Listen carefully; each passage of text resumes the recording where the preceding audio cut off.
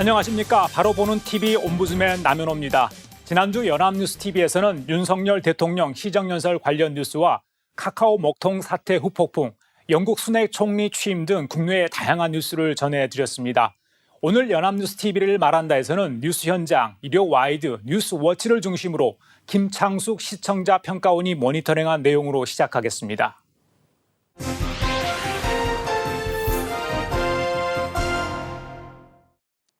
김용 민주연구원 부원장의 불법 정치자금 수수 의혹을 수사하던 검찰이 지난 10월 19일 민주당사 내에 있는 김 부원장의 사무실을 압수수색하려고 했지만 민주당의 반발에 부딪혀 무산됐습니다.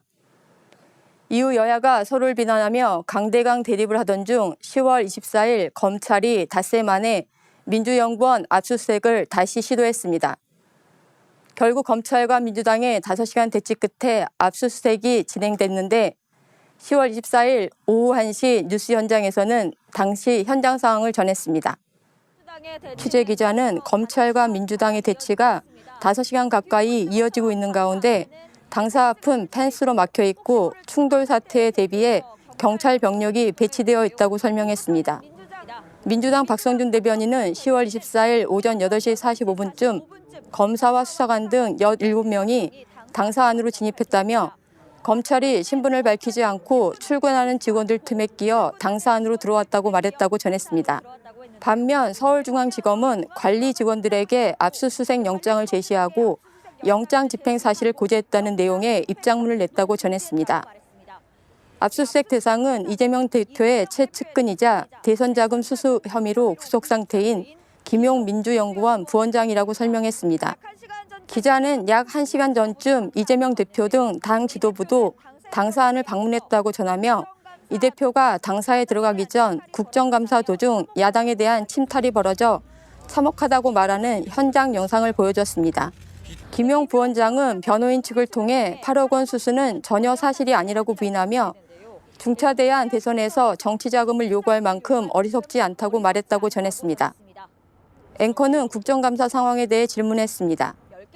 이에 대해 기자는 당일 법사위 등 10개 상임위 국정감사가 예정되어 있었는데 민주당이 긴급 의원총회를 열고 일부 의원들이 용산 대통령실을 항의 방문하겠다고 하면서 국정감사도 사실상 중단된 상태라고 말했습니다.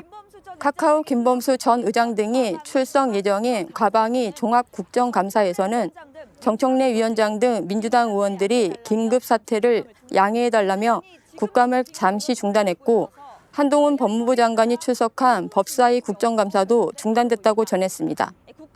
기자는 이어 국감에 출석하기 위해 국회에 온 한동훈 장관이 압수수색 시도로 인해 대치가 벌어지고 있는 것에 대해 비판했고 서울중앙지검도 법원으로부터 적법한 절차에 따라 발부받은 영장을 집행하는 것임을 분명히 밝힌다는 입장문을 냈다고 전하며 정당한 수사라는 검찰 측 입장과 정치보복이자 야당 침탈이라는 민주당 주장이 섬세하게 맞서고 있는 상황이라고 말했습니다. 정치권의 강대강 대치 상황이 갈수록 격화되고 있습니다. 날마다 새로운 이슈가 제기되고 서로에 대한 비난의 수위를 높이며 각을 세우고 있는데요. 여야가 그렇게 강조하는 민생 안정을 위해서는 협치가 중요함에도 갈수록 격화되어만 가는 정치 상황은 협치와 더욱더 멀어지고 있는 듯 보입니다. 연합뉴스TV도 이런 정치권 소식을 비중 있게 보도했는데요.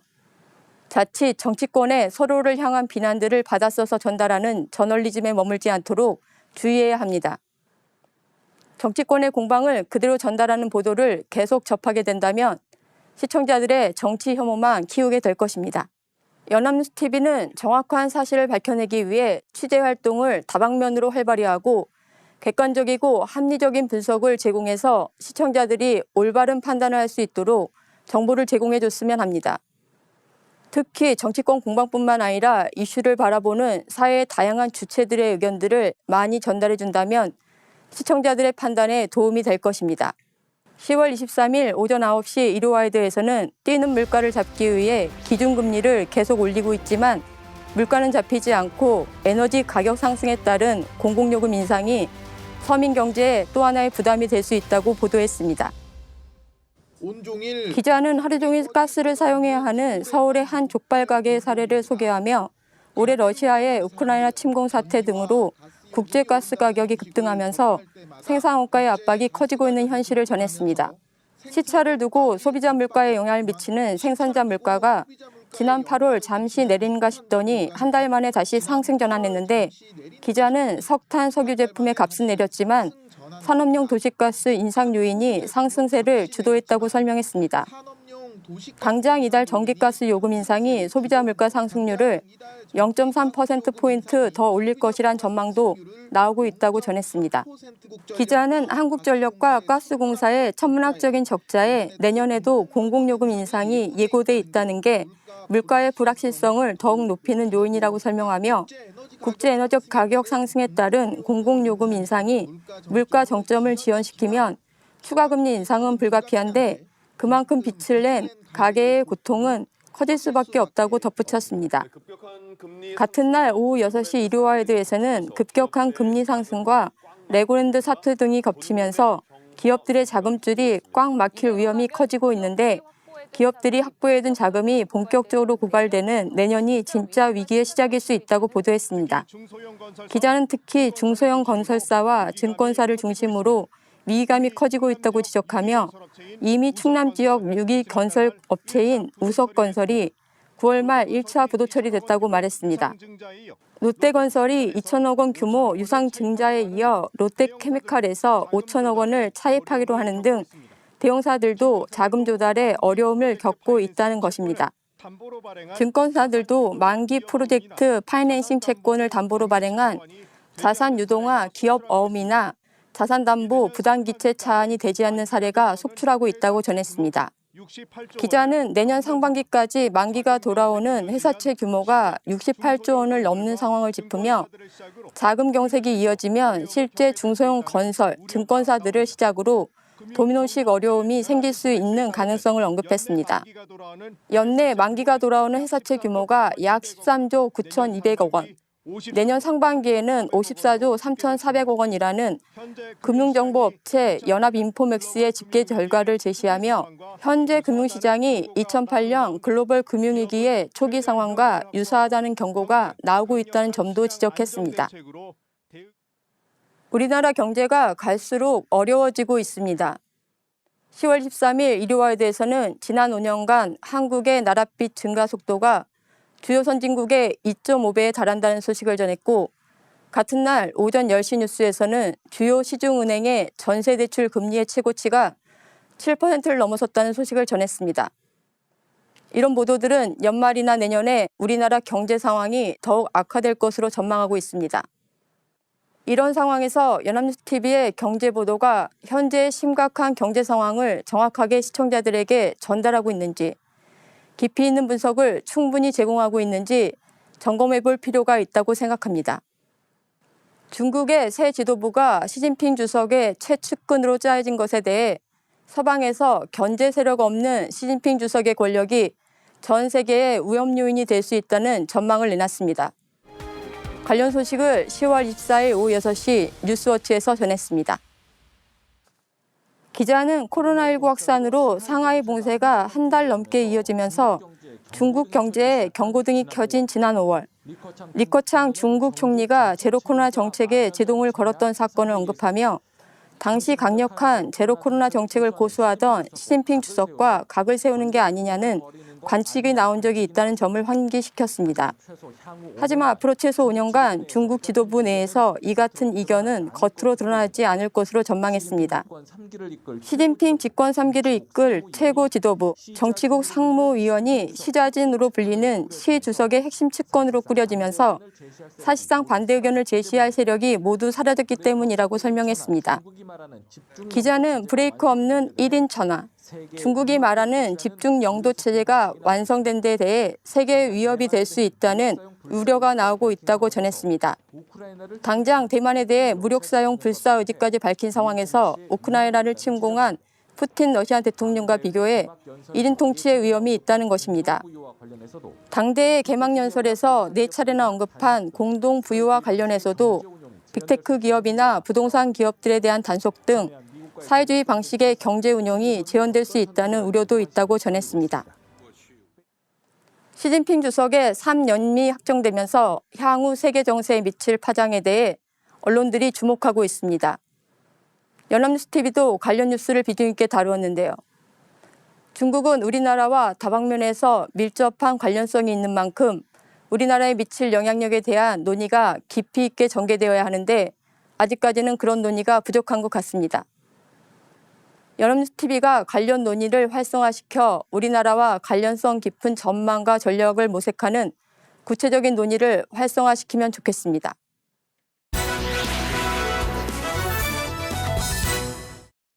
이번 순서는 주말에 방영되는 제작 프로그램을 대학생의 시선으로 분석하고 평가한 내용을 들어보는 캠퍼스 TV 리포트 시간입니다. 이번 주는 성신여자대학교 안소영 학생 나와 있습니다. 안녕하세요. 안녕하세요. 네, 지난주 어떤 프로그램을 모니터링했나요? 네, 저는 매주 토요일 오전 9시 30분에 방송되는 연중기획 하모니를 모니터링했습니다. 지난 21일 방송된 연중기획 하모니에서는 유쾌한 웃음소리로 순창의 가을을 낭만으로 물들이는 프랑순창인 레아모르 씨의 따뜻한 이야기에 대해서 다뤘습니다. 그럼 자세한 모니터 내용 지금부터 전해드리겠습니다. 방송은 장맛을 무르익게 하는 순창의 주말 아침, 어김없이 일찍 기상을 하며 하루를 준비하는 레아모르 씨의 인터뷰를 시작합니다. 레아모르 씨는 6년간 100번 넘게 한복을 입었다고 말하는데요. 이어서 빨간 한복을 입고 순창군 산하의 한 연구소로 주말 출근을 하는 모습이 등장합니다. 홍보 담당 공무원으로 순창의 투어 관광 프로그램인 풍경버스 업무를 하느라 바쁜 레아모르 씨의 모습을 보여줍니다. 익숙하게 버스 기사님과 인사를 나누고 고추장 한복과 맞춤인 빨간색 의자에 앉은 후 준비할 것이 있다고 말하는데요. 마이크를 체크하기도 하고 직접 제작한 순창 홍보 영상들을 체크하는 모습을 보여줍니다.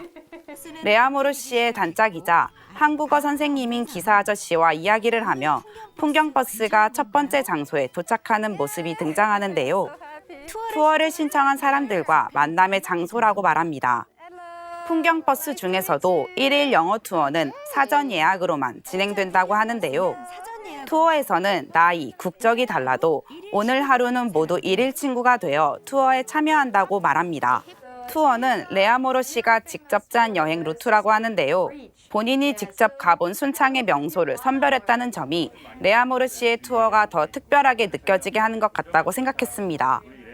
주위에 뭐가 있고 어떻게 설명해야 하는지 레아모르 씨가 공부해서 알아낸 거예요 라는 질문에 대해 일정을 사람들에게 설명하기 위해서 그래야 좋은 투어를 할 수 있다고 답하는 인터뷰가 이어졌습니다. 방송은 외국인의 시선으로 한국 특유의 정치를 설명해 주기 때문에 한국을, 순창을 더 잘 즐길 수 있다고 설명하는데요. 이어서 레아모르 씨가 가이드하는 장면과 함께 순창 곳곳을 훤히 꿰뚫고 있는 레아모르 씨에게 어떻게 한국과 사랑에 빠지게 됐을까요? 라는 질문합니다. 레아모르 씨는 11살, 12살부터 할아버지 댁에서 한국 역사책을 읽으며 한국 역사에 관심이 많이 생겼고 고등학교에서는 친한 친구가 K-팝과 드라마에 관심이 많아 조금씩 한국 문화에 관심이 생겼다고 인터뷰합니다. 이어서 순창 고추장의 매력을 보여주기 위한 투어 코스로 사람들을 안내하는 레아모르 씨의 모습을 보여주는데요. 한국적인 풍경과 체험을 동시에 느낄 수 있기 때문이라고 말합니다. 특히 순창하면 손꼽히는 고추장과 관련해 다양한 체험을 준비하고 싶었다고 설명합니다. 명인의 말을 실시간으로 통역하는 모습이 등장하는데요. 일반적인 체험을 벗어나 외국인들은 물론 국내인까지 어려움 없이 한국의 맛을 체험해 볼 수 있는 레아모르 씨만의 장점이 보여지는 투어가 아닐까라고 생각했습니다.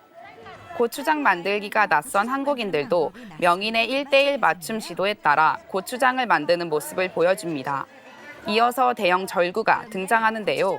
바로 쌀가루를 활용한 떡 만들기를 체험에 넣었다고 합니다. 쫄깃한 떡 반죽을 만들기 위해 절구질을 하는 사람들의 모습을 인증샷으로 추억으로 남기는 명인과 레아모르 씨의 모습이 등장합니다.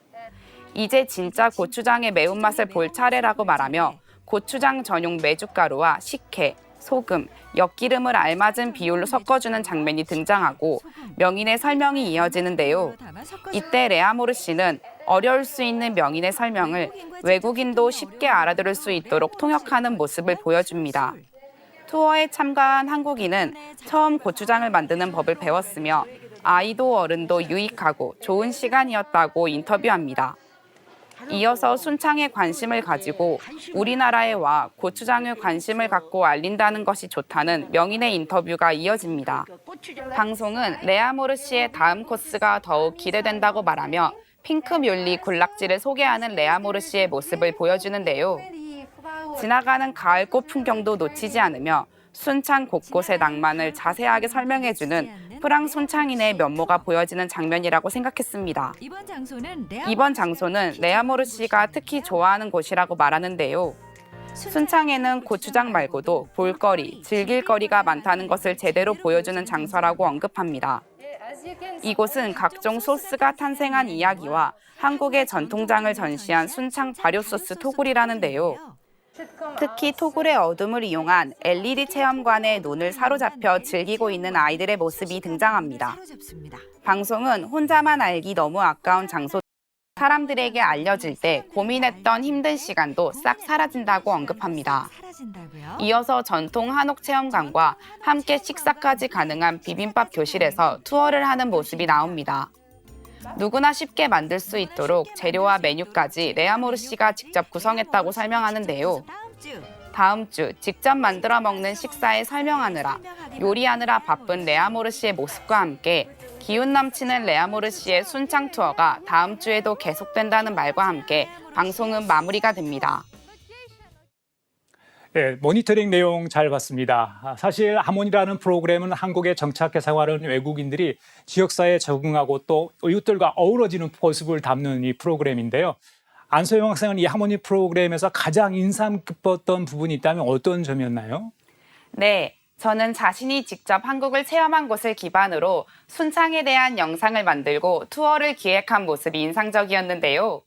외국인이 아니면 느끼기 어렵고 설명하기도 어려운 관점에 대해 자신의 경험을 녹여내거나 한국인도 미처 몰랐던 한국의 매력을 찾아내 한국의 깊은 맛과 멋을 전하는 모습을 보여주었는데요. 저 또한 투어에 참여해보고 싶다는 생각을 들게 했습니다. 네, 수고 많았습니다. 지금까지 성신여자대학교 안소영 학생이었습니다. 감사합니다.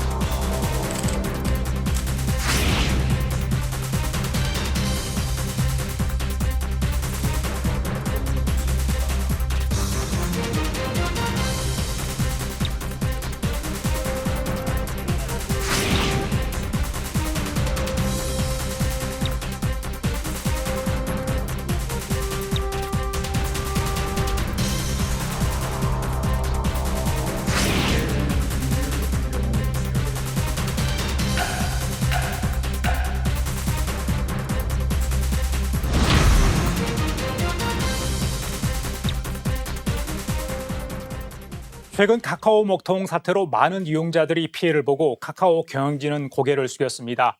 카카오는 서비스 장애 시간을 127시간 30분으로 공식화했습니다.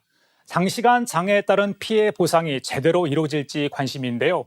오늘 TV와 비평 시간에는 이와 관련된 뉴스에 대해 알아보겠습니다. 국가공무원인재개발원 김진숙 교수 자리하셨습니다. 안녕하십니까? 네, 안녕하세요. 예.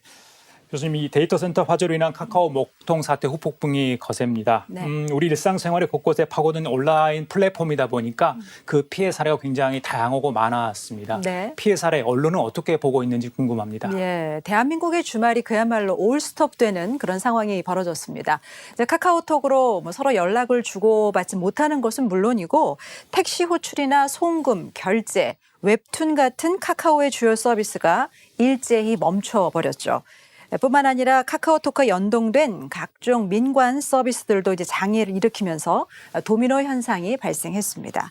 언론에서는 이번 사태가 플랫폼 독점 사회인 한국의 취약성이 여지없이 드러났다고 전했습니다. 우리 사회가 초연결 사회에서 한순간에 모든 것이 마비되는 초먹통 사회로 전락할 수 있다는 것입니다. 자, 우선 조선일보는 일면에 카카오뚝이라는 헤드라인을 싣고 카카오의 플랫폼 독점으로 피해는 국민이 떠안았다라고 전했습니다. 시총 22조나 되는 기업이 다른 곳에 데이터 센터를 운영하지 않는 등 비상복구 대책 마련에 소홀했다는 지적이 되겠습니다. 10년 전에도 데이터 센터의 전력 공급이 끊겨서 카카오톡이 4시간 정도 먹통이 된 적이 있었는데요. 여전히 데이터 센터가 한 개뿐이라는 사실이 드러났다라면서 비판했습니다. 사실 카카오는 수도권에 4개의 데이터 센터를 두고 있지만 결국은 비용 문제로 판교의 메인 센터 외에 다른 데이터 센터 3곳에 충분한 공간을 확보하지 않은 것으로 전해지고 있습니다. 동아일보는 카카오가 국민 메신저인 카톡을 앞세워서 사업을 확장했고 그로 인한 독점이 폐해를 낳았다라고 전했습니다. 카카오의 계열사 수가 2018년에는 72곳에서 올해 8월 현재 134곳으로 늘어났다라고 전하면서 미국의 빅테크 규제 법안이나 유럽연합의 디지털 시장법 등을 거론하면서 독과점 규제에 대한 세계적인 흐름을 덧붙였습니다. 한겨레 신문은 디지털 블랙아웃이라는 제목을 실었는데요. 한국 사회가 단일 플랫폼 사업자에 과도하게 의존하고 있다는 것을 단적으로 보여주는 사례라고 전했습니다. 또 카카오가 제공하는 서비스가 워낙 많고 또 이용자 수만 해도 수천만 명이 되다 보니까 개별적인 피해 규모를 파악하기가 쉽지 않지만 이번에는 장애가 워낙 광범위하고 또 오랜 시간 지속됐기 때문에 피해를 입은 자영업자나 또 카카오톡 로그인 연동을 통한 외부 유료 서비스 가입자 등이 향후 카카오 측이 제시하는 보상 규모에 따라서 집단 소송을 제기할 가능성도 있다라고 보도했습니다. 경향신문은 카카오톡은 국민 대다수가 이용하는 사실상 공공재라면서 이번 사고는 수익 극대화만 꾀하는 민간 기업을 방치한 결과가 한 원인이 될 수 있다라면서 독점 플랫폼의 사회적 책임을 강화하는 장치가 필요하다라고 강조했습니다. 예, 이번 사태로 카카오 경영진이 사과를 하고 남궁훈 대표이사가 자리에서 물러났습니다. 네. 이 폭넓은 보상을 검토하겠다며 수습에 나섰는데 피해 유형이 다양하고 또 무료 서비스 경우 같은 경우에는 이 보상 근거가 없다 보니까 혼란이 계속 큰 상황이거든요. 보상 기준이나 방법에 대해 언론은 또 어떻게 보도했는지 설명을 좀 해주시죠. 네, 말씀하신 것처럼 카카오 사태가 있은 나흘 만에 남궁훈 그리고 또 홍은택 공동대표가 대국민 사과를 하고 향후 비상대책 계획을 설명했습니다. 피해를 본 이용자와 파트너 그리고 또 다양한 이해관계자들에 대한 보상을 검토하겠다라고 밝혔는데요. 특히 SK CNC와는 책임 소재를 다투기에 앞서서 먼저 보상하겠다라고 밝혔습니다.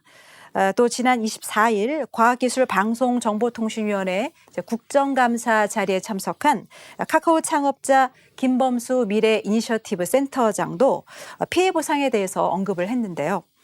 유료 서비스는 약관에 따라서 이미 그 이상 보상을 진행 중이고 다만 무료 서비스의 경우는 전 세계적으로 선례가 없어서 피해 사례를 접수해서 협의체를 만들어서 가능한 수단과 방법을 동원해 피해 회복에 도움이 되겠다라고 밝혔습니다. 카카오는 서비스 장애 기간을 127시간 30분으로 공식화했는데요. 피해 보상안을 세울 때 이것이 고려 대상이 될 것으로 보입니다. 한국일보는 카카오의 비즈니스 모델이 무료 서비스인 카카오톡을 기반으로 하고 있는 만큼 피해 보상은 당연하고 또 바람직한 조치라고 전했습니다.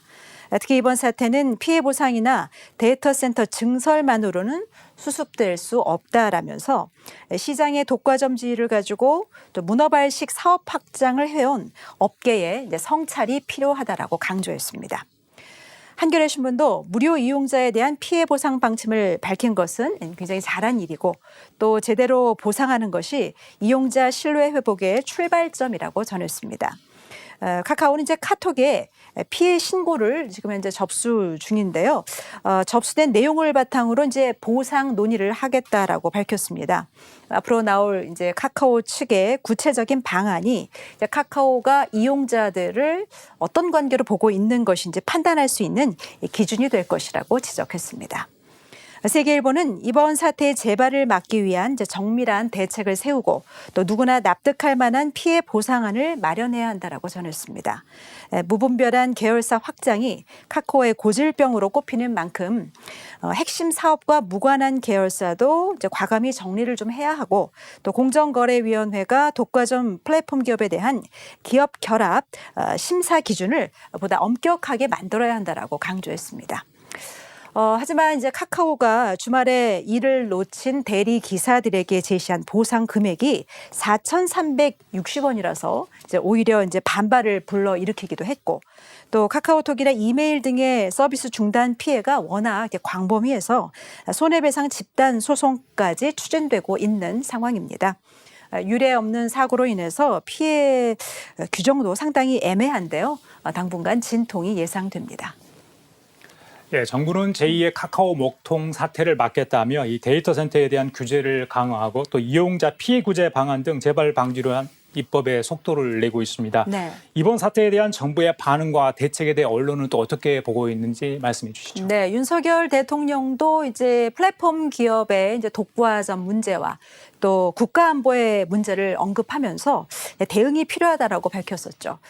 여야 정치권도 앞다퉈서 이제 규제를 강화하는 법률안을 내놓고 있습니다. 방송통신 재난관리 대상에 이런 데이터 센터를 포함하는 규제가 필요하다는 방송통신발전기본법, 일명 이제 방송통신발전법이라고 하죠. 또 대형 플랫폼의 갑질 규제 법안인 온라인 플랫폼 공정화법, 일명 온플법 등이 그 예가 되겠습니다. 언론 역시 이제 규제에 대해서 힘을 싣고 있는데요. 특히 보수와 진보 모두 거대 플랫폼의 폐해를 지적하면서 견제 방안을 촉구하고 나섰습니다. 사실 지난 20대 국회에서 이 법안이 논의될 때만 하더라도 반대 입장을 내던 이제 보수 언론은 이번에는 입장을 바꿔서 방송통신 재난관리 대상에 이제 뭐 카카오나 네이버 같은 사업자를 포함하는 방안을 검토해야 한다라고 전했습니다. 진보 언론은 정부와 국회가 급성장하는 플랫폼 사업에 대해서 이용자 보호 조치보다 육성 전략에만 치우쳐서 이런 사태를 불러일으킨 것은 아닌지 돌아봐야 한다라면서 입법에 반대했던 정치권이 이번에는 달라지길 바란다면서 규제 입장을 분명하게 했습니다. 반면에 일부 이제 경제신문은 기업의 책임이 문제의 핵심인데 이를 독과점 폐해로 이제 몰아서 규제를 하겠다는 것은 과잉 규제라고 지적했습니다. 카카오톡 말고도 뭐 라인이나 텔레그램 같은 대체제가 있기 때문에 카카오가 이제 독점이 아니라는 그런 주장입니다. 또 우리 기업에 과도하게 이제 규제가 부과될 경우에 결과적으로 뭐 구글이나 아마존 같은 해외 기업에 대한 의존도도 높아질 수 있다라고 우려했습니다.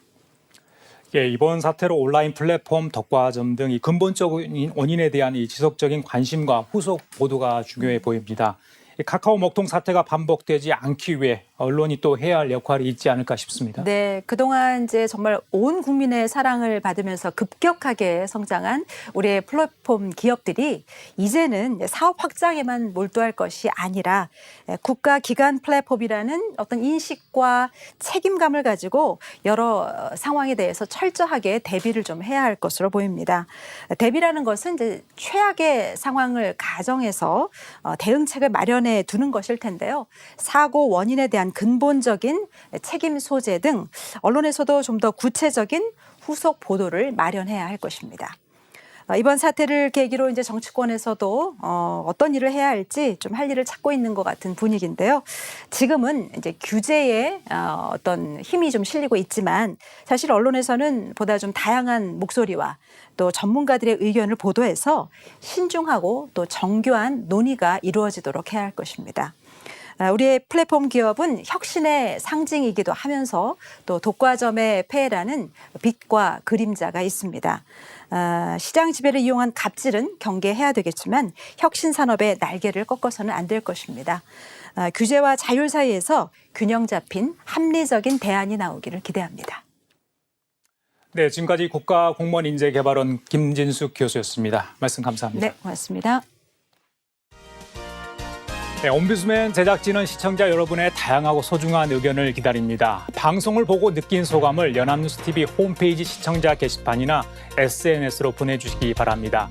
저희는 다음 주에 다시 찾아뵙겠습니다. 시청자 여러분 고맙습니다.